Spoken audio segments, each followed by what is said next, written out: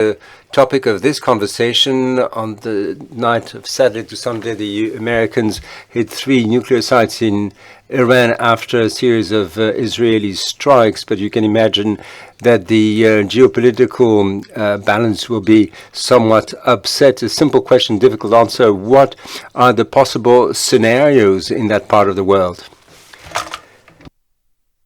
You want me to give you a short answer? Yes, you have half an hour. No. You have to go back to the initial decision. I mean, the big surprise was President Trump's speech. I mean, you know, he was elected by a landslide, and he said that he did not want any more war. He's desperately hoping for a Nobel Peace Prize, and he was looking for a ceasefire in Ukraine, in Gaza. And then the world believed in his individual psychology after the Israeli strikes. He said in a couple of weeks I'll make a decision, but as you can see, the decision was made the other day. Now, when Trump was in the White House the first time round, he authorized the execution in General Soleimani in Iraq, and General Soleimani was the creator of the Iranian so-called resistance axis that enabled Iran to organize its security and have a strong regional and indeed global influence. Now that axis has been dismantled by Israel's reaction to the attacks of 7 October with war crimes in Gaza, the destruction of Hezbollah in Lebanon, strikes in Syria and in Yemen, and now there's a fifth front for Israel. Now, the big thing is how the Netanyahu government managed to attract the favors of Donald Trump. That was the surprise aspect. The second part of the question on the possible scenarios, I mean, what's looking at us is chaos, really, because Israel's military superiority, buffered by the U.S., has not translated into any kind of political outlook. And if you look at recent examples, if you destroy a nuclear program, what happens is that the country whose nuclear program was destroyed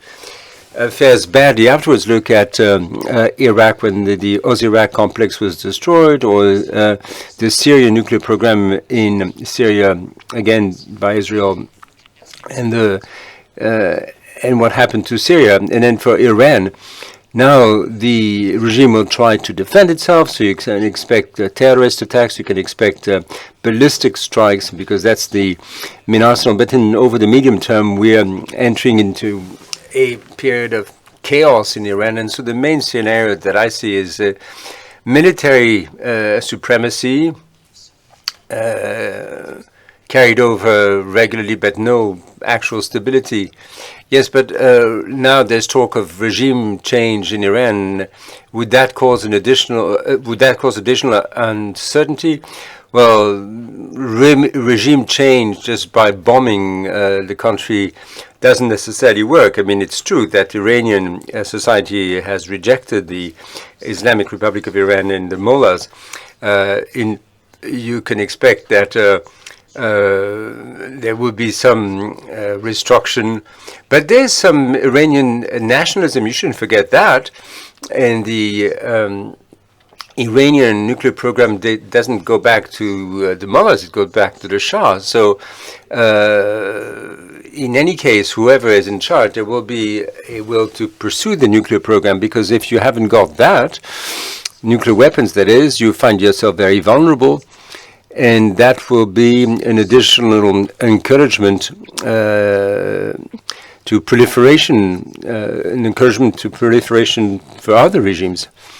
Now, you can expect issues on international trade. There's a Strait of Hormuz, of course. What's your take? What are the strategic items to monitor? Well, of course, the Strait of Hormuz. But if you look at international trade, you have the global approach. I mean, if you look at the trends looking forward to the year 2030, 3% growth annually, that is that gives you some order of magnitude, but that's a very overall picture based on flows, but international trade has got to be considered in a very down-to-earth matter, especially with this audience here. We're looking at shippers, ports, and that is changing hands, as it were. By and large, you have a transition regarding the very tangible aspect of international trade infrastructure.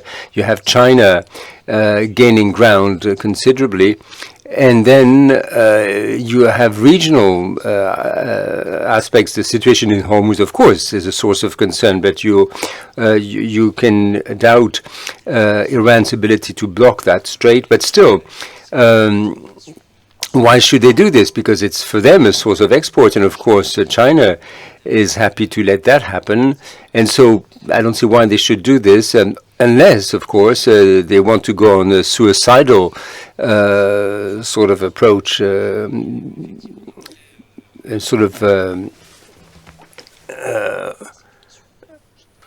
all-out solution. Now, if you look at the Red Sea and, of course, the Houthis siding with Hamas and hitting a number of ships, except the Chinese ships or the Russian ships, well, that means that some areas are more difficult to approach. I mean, the Red Sea is a case in point, but there's also the ability for international trade to adapt, and it can circumvent areas of trouble. Before this conversation, before the Iranian strikes, you mentioned a number of critical points, critical for logistical peace, as it were. There was the Strait of Hormuz, with the other critical points, aren't there? Well, yes, what I've tried to do over the past few years is to try the general public.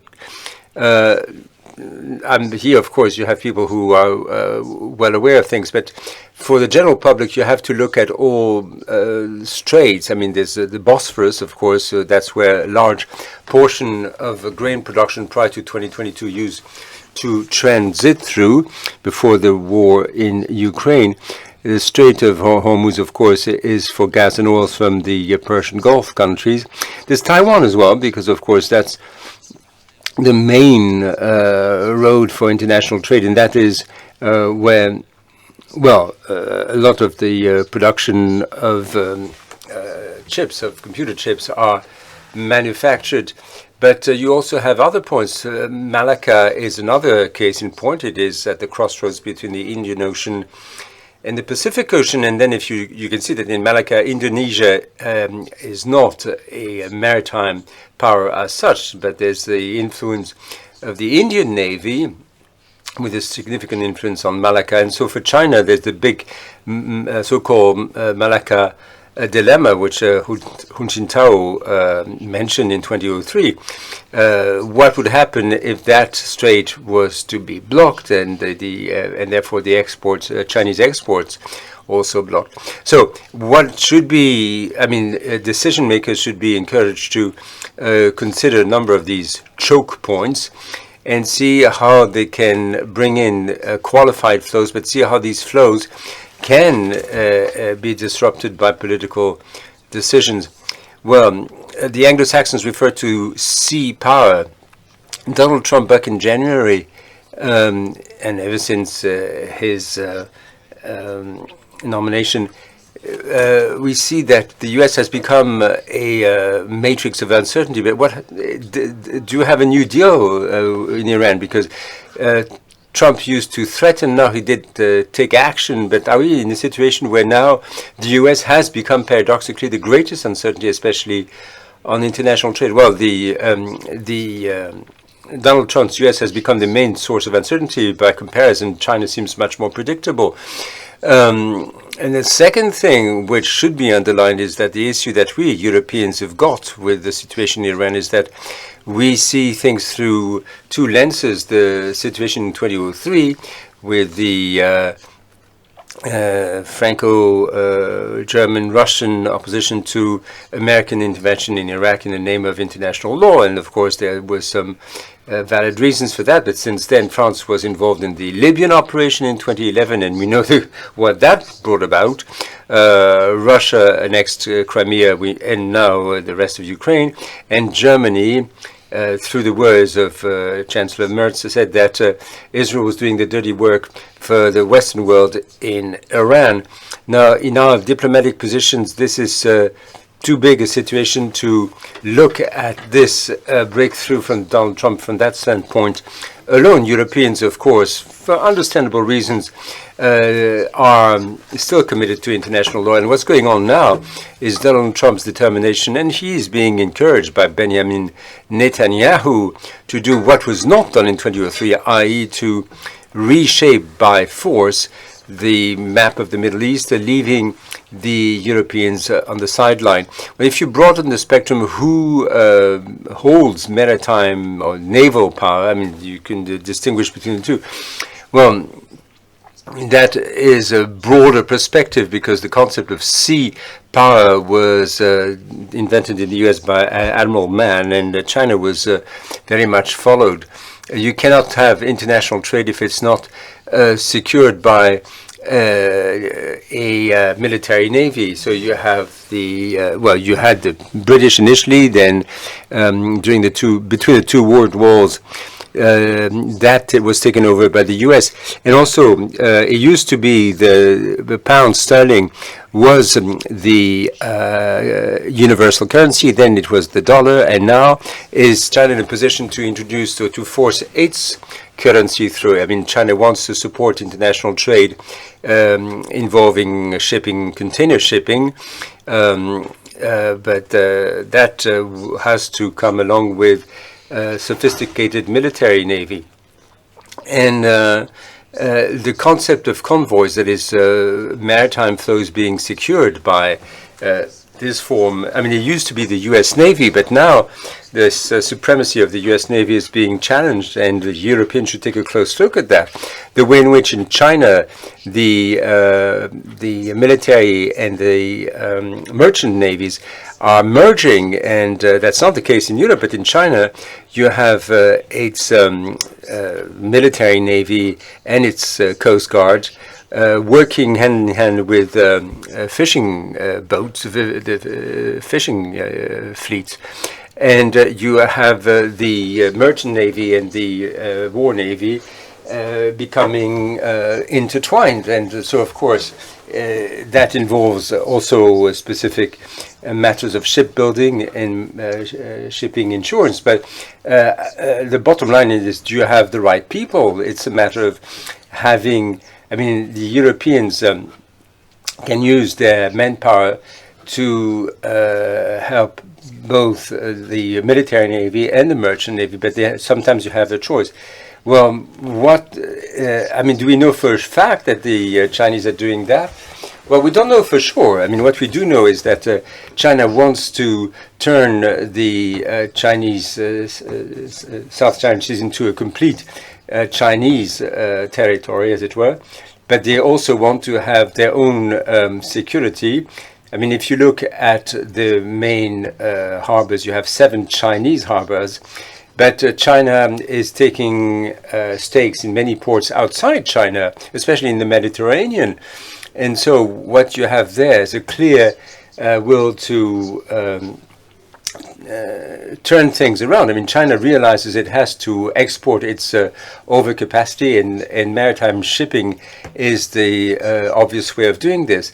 Now, does China want to replace the U.S., as it were, as it did after 1945? I mean,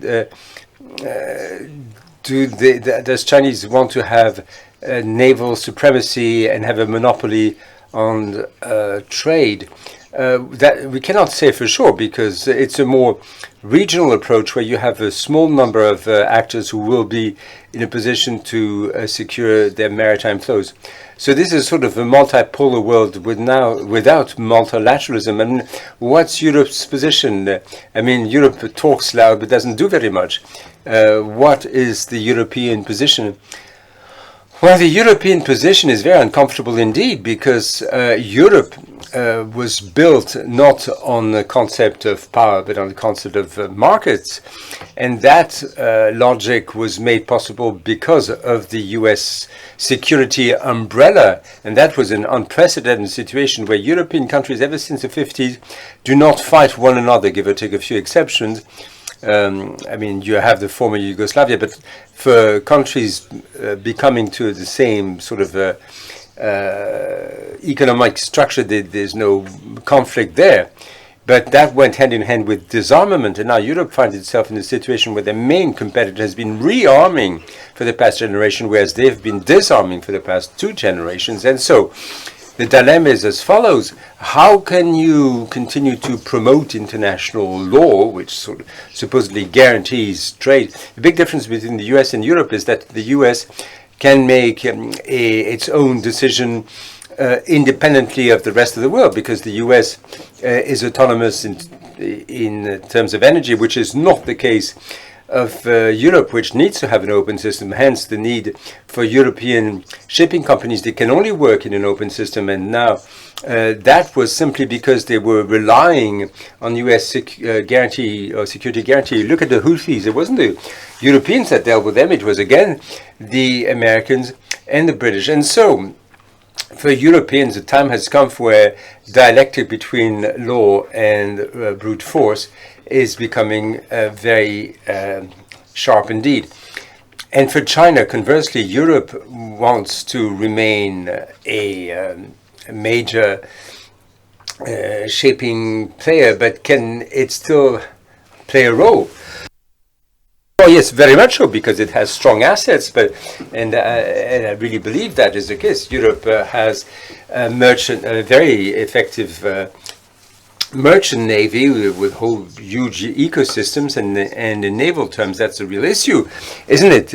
Are European countries in a position, and are they willing to maintain their navies to control, or at least protect the Mediterranean? Can it have a presence in the North and in the South Atlantic? Can the Navy be projected into the Indo-Pacific area? It's a matter of resource allocation, isn't it? And so the answer has to be qualified, because there are a number of signals going that way, with strong naval and merchant tradition, like in Britain. Here at IFRI, we started the Paris Naval Conference precisely with a view to look at this squarely. So there's a matter of budget allocations, of course, and then the navies are very effective in technological terms, but in terms of size, of course, we're dwarfed by the Chinese Navy. You mentioned regionalization. Do we have a sort of reshuffling of international trade? I mean, is that really happening? Look, it's not as straightforward as all that, because if you look at the overall trends, well, yes, trade is going to will grow, but you have the tangible and the intangible. I mean, you have a lot of the production in Europe and the US has turned into services, and so international trade is often the trade of data, but on tangible rather than intangible. On container ships, here we're looking at continued growth, but there are various scenarios. You can have more regionalization in as much as there's a clear connection between the trade and the securing of trade. For Europeans, trade was on a path of constant growth and didn't require much by way of security. Well, that is changed. I mean, there will be more trade, all right, but now the security cost is going to grow considerably. Now, I believe at the Davos forum, we asked companies about the main risks for the year 2025, and geopolitical risk came ahead of cybersecurity, climate, or whatnot. And of course, you can see why that is. For companies, that has immediate implications. Geopolitical risk, as seen by the business community. I mean, do you have suggestions as how to address that risk? Well, I don't need to sound a word of caution, but I remember back in 2016, I wrote a paper on the return of geopolitical risk, the triangle between the US, China, and the US. That paper was prefaced by Patrick Pouyanné, who's the head of Total, but companies didn't want to discuss geopolitical risk, so there was a polite silence, but the reaction to that paper said, well, you can't measure it, and so therefore it doesn't exist.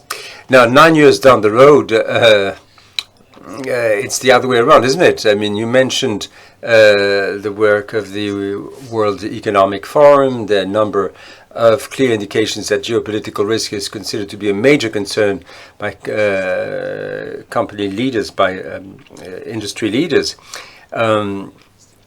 And I worked with the Defense Department looking at global trends are being used by the corporate world. I mean, that's we worked on that, and we also looked at what consultant firms, audit firms were writing about geopolitical risk, and that started back in 2018. So we wrote everything that was written on the subject by audit firms and consulting firms, and it showed that indeed the corporate world is now being concerned, and the times of sort of happy globalization are behind us. But there is, but here at IFRI, it was interesting to see the trends in what people say. That's three discourses.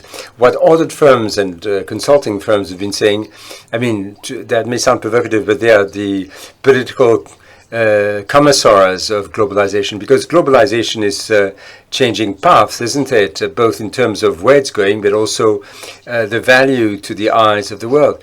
But what you can read, everything is linear. We're just looking at global trends, and we say, well, India will be the third largest economy by 2030, and so therefore, etc. But nothing on intention. We don't say that it is not in interest. It wasn't in Putin's interest to invade Ukraine in 2022. That's what the report said, but yet he did just that. Said that Donald Trump, it is not in Donald Trump's interest in starting a trade war, and yet he did. Or Xi Jinping has, it is not in Xi Jinping's interest to start an operation on Taiwan, and, well, we'll wait and see. But what people tend to forget in Europe, some people do have plans, even if they don't show it.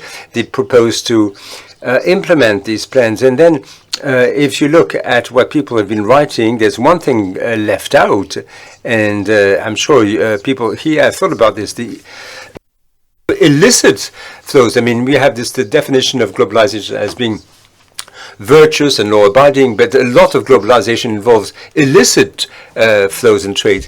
And then there are two issues that have not been addressed. The China risk, I mean, people leave Taiwan out of the equation, and indeed the US has now become the main source of uncertainty, and that's also not been spoken. So globalization will be very different tomorrow from what it is today. And in spite of, we shouldn't say that, well, there are a few disruptions, but things will go back to business as usual. Well, for corporate leaders and for political leaders as well, we are coming out of a period where corporate leaders had, say, a primacy on globalization. Now, the political world is coming back. And well, we see what happened the last week, or indeed the 7th of October was a turning point. And for corporate leaders who thought that business and economic considerations prevailed over political considerations, now things have taken a big hit. And then again, for corporate leaders, they think they can weather sort of the storm, and then that after a crisis you go back to normal. But that is highly challengeable, and that's what we've been seeing at IFRI. We're looking at an order disruption. We can see that capitalism needs a hierarchy, and the hierarchy is changing rapidly. The relationship between the leaders and and those that are led, or between the domineering and the dominated actors of globalization. That's being turned around. Does it mean that in board of directors or comics you need to have a chief political officer or something? Well, that's what orders will advise you to do, because that they can sell you their consultancy on that. That's the sort of thing, that's their breadwinner. But the real issue is that you can see how a company can look at the global scene, how it can engage in forecasting, and how that can help decision making. I don't have ready-made recipes, but there are companies where this is well organized, and others where it's more amateurish. But can we have a clear picture of the political risk as clearly as for cyber risk or climate risk? Well, that's the problem. You would delude yourself in trying to, say, model geopolitical risk. Well, still, the European Central Bank has given instructions to that effect. You need to have indicators, just like ESG. It's like a new type of ESG. Political risk is being examined with these non-quantitative indicators. And I'm sure things are going that way, because, of course, you cannot ignore geopolitical risk, and so there will be all sorts of solutions on the table. But the real issue is, how can you train corporate leaders to that sort of judgment, how to address, how to consider geopolitical risk? And it means it's something to do with the personality of a leader to make a judgment looking at the international situation and look at the interest of their companies in that context. And so you have to look at the corporate geography, see how it can address or make do with the risks. But it means that some companies can compete better than others precisely in the face of geopolitical risk. Well, we have a few minutes left. What are the big trends and the zones of turbulence that can be expected for the years to come? Well, Europe. There. It's not easy to say, because to me, this is where we have a deficit in terms of geopolitical risk. Europe. I think that we've done a lot. Well, in the past we talked about political risk. Advanced economies had invented that notion in the 70s and 80s to assess sovereign debt in particular, but now Europeans have a number of tools, but they're reluctant, maybe in order to avoid any self-fulfilling prophecies, but they are reluctant to apply that to themselves. But I think that Europe now is forced to do things by a number of events. The Ukraine war that started in 2014 and not 2022, that has led to a situation where Europe at large, including Russia, has lost its main competitive edge on the international scene, which was its strategic stability. That has been lost for at least a generation. Secondly, we have a situation within Europe with strong disparities in economic terms and a Franco-German imbalance that has kept increasing over a generation. It used to be the driver, and it's now stalled, really, mostly. Even with the new chancellor, we'll see. There are signals that might correct what I've just said, but structurally, fundamentally, you have Germany that has become richer and France that has become poorer over the last generation. So the dynamics that it has created may not be the same in a Europe at 27 versus Europe at 15 members. Third element, you've got election deadlines that show that you can imagine a European Union.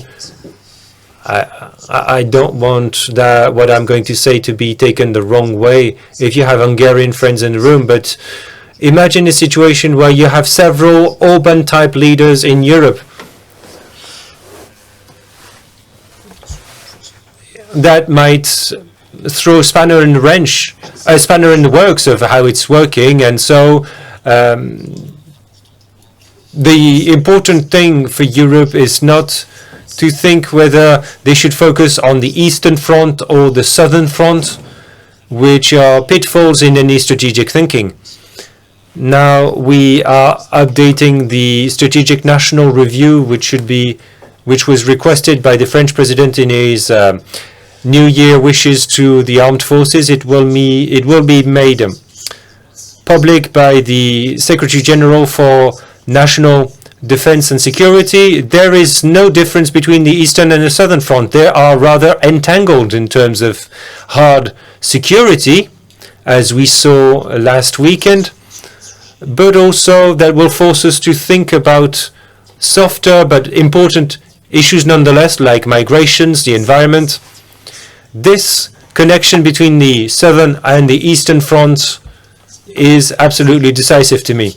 And another issue which is not really discussed, but it has more to do with the midterm. One of the axes of rotation of globalization was the transatlantic axis. It still is now, but also the Chinese-European axis. What future is there in the European-Chinese relationship? China is supporting Russia and Ukraine, but it doesn't want a dismantling of the European Union, as does Russia. And another axis which is decisive between India and China, two of the most populous countries in the world, a country with a massive trade surplus and a country with a massive trade deficit, India, an old country, India, and a country which can be able to use its demographic dividend in the next generation, India. So, of course, we need to follow that relationship very closely in order to try and anticipate the change in course and globalization, as I mentioned. In 30 seconds, because this is the end of this discussion, a word of advice or one thing to keep track of in the audience. Well, get a good insurance. I think that's the most natural piece of advice we could give. But beyond jokes, something very serious. In fact, for European firms, now you need to think about where. Well, it's probably very specific to your industry, but in other industries there are fundamental questions to ask about where I am the most exposed. Is it in an area under US influence or an area under Chinese influence? If I want to be exposed in both areas, how can I organize? Thank you so much, Thomas Gomart.